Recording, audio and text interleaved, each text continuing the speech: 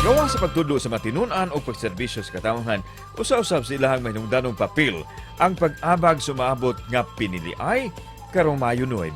Hinungdan nga karon, gisugdan na sila sa pagbansay sa Commission on Elections aron moasis sa adlaw sa piniliay. Karong buntaga ato mahinabi si Marilu Paredes, ang acting election officer sa Cebu City. Atong kumustahon ang pagbansay sa mga magtutudlo nga motabang sa adlaw sa piniliay sa Bukirang Barangay sa Dakbayan sa Sugbo. Makisayod kita dinhi sa GMA Regional TV Live. Subay nini nagsingabot nga eleksyon kapuso, kumustahon ta mga trainings alang sa mga muserve sa adlaw mismo sa piniliay. Makauban ta sa programa Acting Election Officer sa North District sa Cebu City, Marilu Paredes. Mayong buntag, Ma'am Marilu, welcome sa GMA Regional TV Live. Kumusta ma'am ang inyong pagpangandam alang sa May 9, 2022 elections? Preparation for the May 9 DESO TSS training for the technical staff para sa ato ang mga machine. Sila in charge sa atong machine, technical. It will last until February 26 by batch ang ilahang schedule. Ma'am, pila ka mga participants ang gibansay na ninyo para niini? At today, this is a one-day training schedule for 60. And then another schedule for tomorrow. So we have 4 batches. Unsa may mga role o mga papel nila ma'am o function atol mismo sa adlaw sa eleksyon? Sila in charge in kaso kanang naay problema sa ato ang machine. Mo-assist sila sa electoral board sa pag-install.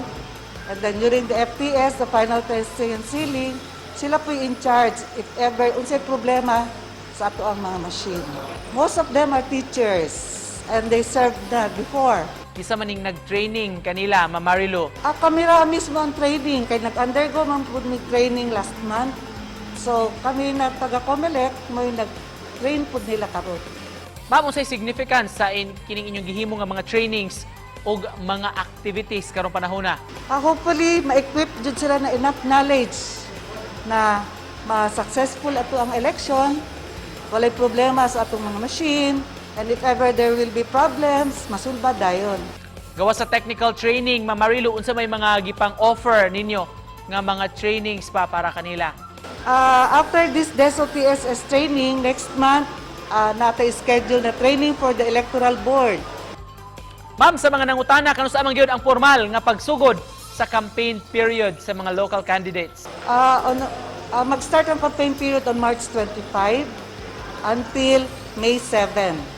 Except sa Holy Week, Good Friday and Saturday, Friday ba or Saturday? Basta 2 days sa Holy Week, mo, no campaigning is allowed.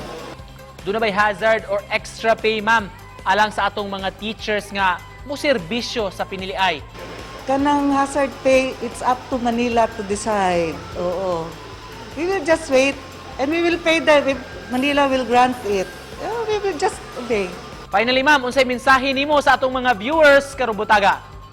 I just would like to appeal to the voters na they must choose the right leader because it's the future of our children ang at stake ani.